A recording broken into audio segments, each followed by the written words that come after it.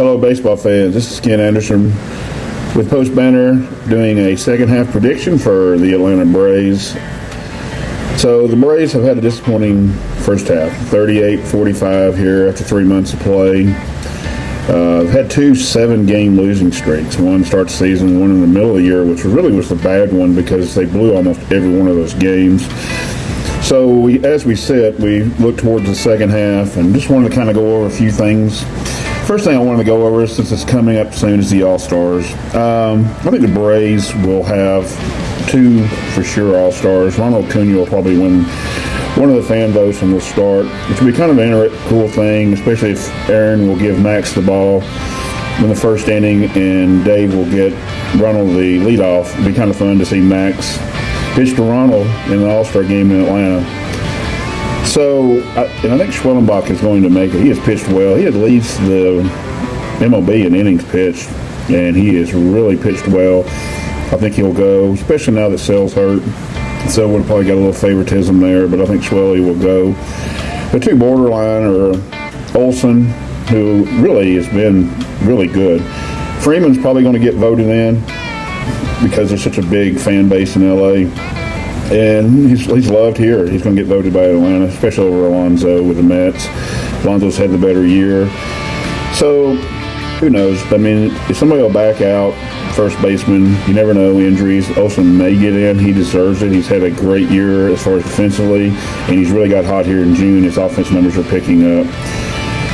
The other one is kind of interesting is Dylan Lee. Dylan's been really good this year. One of the best relievers in the National League, and you may laugh at that, but when pitchers start getting hurt and they back out, there's no telling where they're going to go. So that's kind of the two for sure, I believe, and the other two possibilities. So it's really disappointing for Atlanta fans that they finally get to host the All-Star game, and it's really going to be down as far as how many people we get in there. But it is what it is. The next thing really coming up quick is Profar is coming back Wednesday. And there's a mixed bag of, what's it going to mean? Hitting, where you bat him in the order, blah, blah, blah. Everybody's got an opinion. They think their opinion's right. They probably could be. My opinion could be wrong. I think he should hit third or fifth when he first gets back, just because his bat ball skills are really good. He gets on base. But if you want to bat him second, lead off, whatever, it doesn't really matter. But I think what he'll bring to this team is some energy.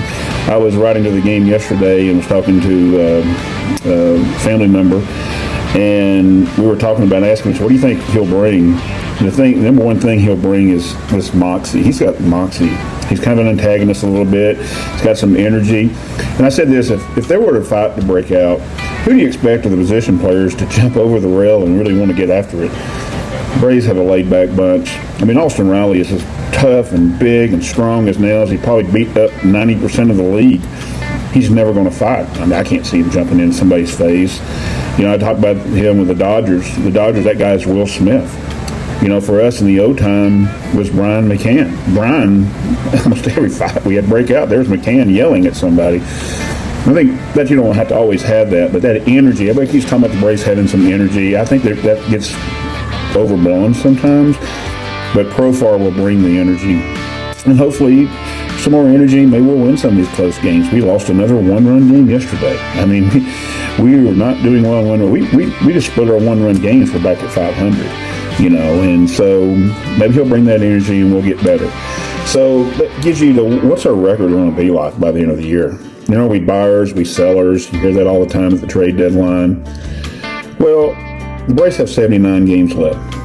If they play really good baseball, and really good baseball is 600, you win 60% of your games, you're a really good team. I mean, you win 96 games during the year. I mean, that's outstanding. You can't expect the Braves to play better than 60% baseball.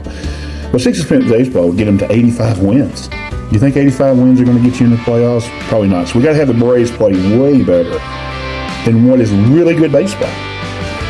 And so the season's not over. Teams go on streaks all the time. You had the money ball, the 21-game winning streak. The Colorado Rockies have made one World Series, won 20 in a row to get there. The Cardinals just 2 or 3 years ago won 17, 18 in a row to just get into the playoffs. It does happen. But the odds are they're very slim. So the way I look at it, I think the Braves will finish somewhere around 82 and 80. I think they are going to play better in the second half. I think Profar is going to bring the energy. I really do think Braves fans tend to say they don't, not Braves fans, but Braves friends on Twitter. Twitter is not always a representation of what the fan base, because a lot of the fan base just goes to the game. They don't delve into it like some of us on Twitter do. But they say that, the players maybe don't care or they don't care. That's not true. That's their job. They care. They want to be good. They want more money to start off with. You good, you get more money. Even if it's in endorsement deals or whatever. Harris needs to figure out the strike zone. Hopefully a couple of days off, he'll get there. Article Day come out with Bo wrote about it, and they know it's just noticing the strike zone. And so maybe he'll get turned around a little bit. Ozzie, to me, is very stubborn. He lightened up a little bit on the bat, make a difference. Maybe it wouldn't. I don't know. I think Ozzie will play a little bit better in the second half. I think the lineup will perform a little bit better because Profar being in there. And I think we'll score more runs. And I think our bullpen has done okay. I mean, they're all what they are. And overall, they've been pretty good this year, to be honest. The starting pitching is a concern. We have really 3 starters right now. And then, Elder is just a Major League 5th, 6th starter. That's what he is. He's never going to be better than that. He's a pro. He gives you everything he's got. We need a hit in his games. Okay, take that little pressure off of him. I don't know where they go the rest of it. So maybe you make a deal and get somebody to get you through the season. But if Sale comes back and get there, I think we can get to 82 wins. So, my prediction for the second half, I think we may go 44-35. There's some easy spots in the schedule. Seem to be easier, not easy, but easier. But one thing we point to is the Marlins. It's a 5-game series against the Marlins. We just lost 2 out of 3 to the Marlins. They're on a 7-game winning streak. They don't look so easy anymore. 3 young teams gaining confidence, getting better. So baseball, it's not like football. When you look at the Georgia Bulldogs football schedule this year, you look down there and go, that's a win, that's a win, that's a win, that's a win. That's when you're pretty much going to get this many wins. And then you got these many games, and in Georgia's case, most of the time they don't have a definite loss. So you kind of know what to expect. In baseball, you just don't know what to expect. Nobody expected the Astros to be as good as they are this year. And they're holding their own. They lost so many players, and the Braves, people thought would be better. So I think 44-35, second half, that's my prediction.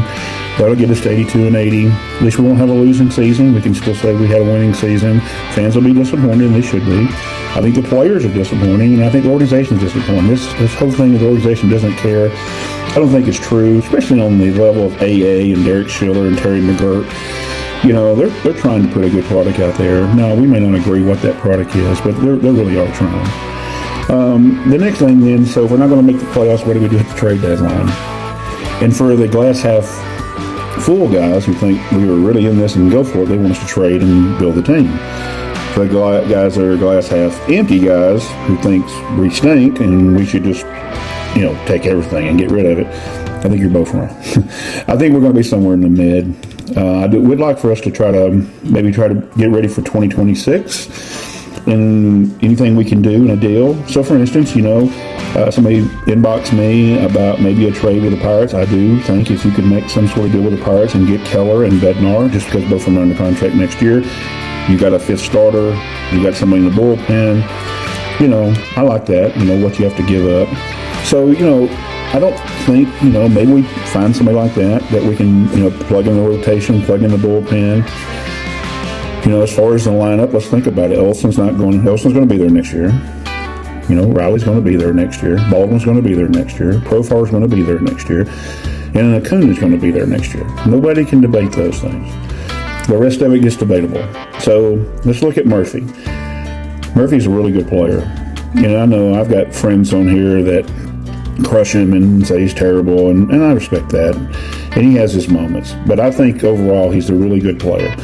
And I think that he can also be a great DH. I think you see that in Cal Raleigh. I think every time you see Murph get a few days off, he swings the bat a little bit better.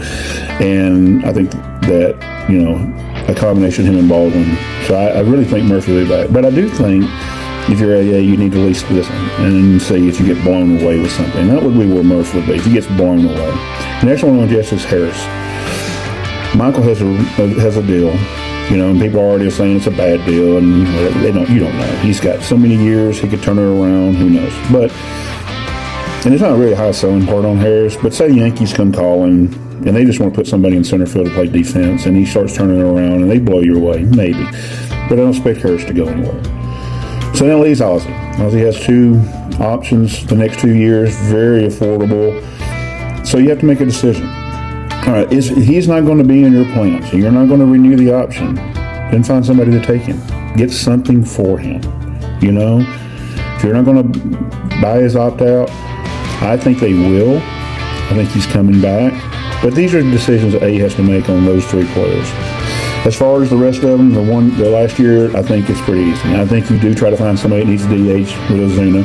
He has, 5 and 10 right, so we have to, look at that. But I think if he were to go to a contender, he would look at it, and I think maybe you get something. Right now our minor league system needs to be built. So all this about, can we get a player or whatever, anybody we put in the minor leagues to make us better is a good thing. So I think if you get to the trade deadline and you realize, we're not making it, or somebody offers you for Acuña, I would like to see him jump on there. And I think he's a possibility. The next are our 3 bullpen arms. Iglesias, Bummer, Johnson. Everybody needs relief pitching. Now, to trade them, we're going to have to decide on July 31st that we're not making the playoffs, because then you would just decimate the bullpen. So those are the 4 that I think may get traded: Acuña, Iglesias, Johnson, and Bummer. There's some borderline that you may could do something with. I don't know what, if somebody would want to pick up a, Nick Allen or whatever, you may listen, but I think that's far-fetched. So those are the ones that I think are going to have a chance to be traded. Now, if you get back into this, what do you do? Well, like I said, you build for 2026 as you trade, I would think. We've done that before. Joe Jimenez being one of the latest ones where we traded and got him, but we got him where we could have him for extra years. We've done that multiple times.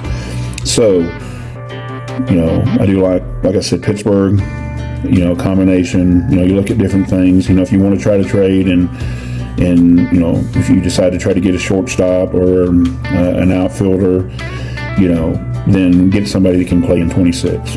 That's where I think we're going to head. But we'll see. Alex keeps everything close to the vest. The one thing we know is he's never going to tell us.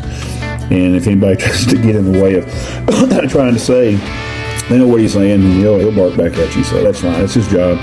I treat GMs like I do my politicians. I believe about half of what they tell me because I know they can't tell me everything because it would scare me probably. So I think Alex does a good job, and we'll see what he does at the trade deadline. The next big thing is Snick. What is Snick going to do?